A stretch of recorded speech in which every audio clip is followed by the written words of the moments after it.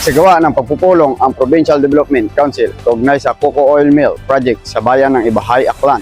Tinalakay sa pagpupulong ang mga kasalukuyang kalagayan, mga naging proseso at mga natitirang gawain para sa maayos at tuloy-tuloy na pagpapatupad ng Coco Oil Mill Project. Binigyan din ang kahalagahan ng maayos ng pagpaplano, regular na monitoring at koordinasyon ng mga kinaukulang tanggapan upang matugunan ang mga hamon at concern na maaaring makaapekto sa proyekto. Layunin ng pagpupulong na palakasin ang pagtutulungan ng Provincial Development Council, lokal na pamalaan, mga kinaukulang ahensya, security sector, project implementers at iba pang stakeholders upang matiyak ang maayos at ligtas na pagpapatupad ng proyekto.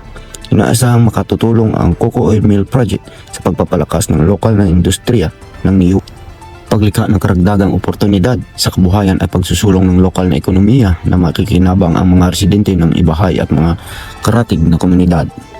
Mula dito sa probinsya ng Aklan, ako si Shebert Kent Pabilona, bantay ng mamayan para sa kapayapaan at kaunlaran. Bawat patak ng dugo, hatid ay pag-asa. Bloodletting activity matagumpay na isinagawa sa Barangay Kawayan, New Washington, Aklan.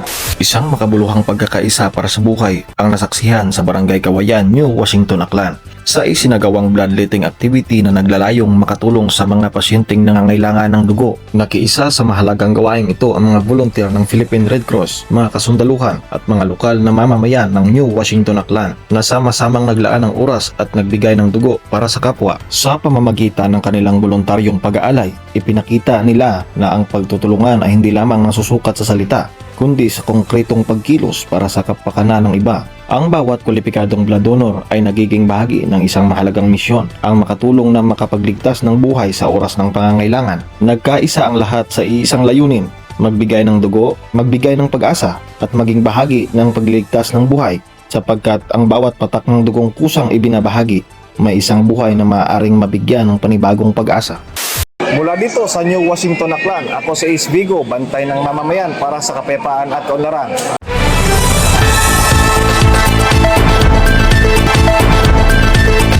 Bantay laya, kami laging handa. Lingkod bayan sa serbisyo'y tapat. Laging handang tumulong sa bawat hakbang.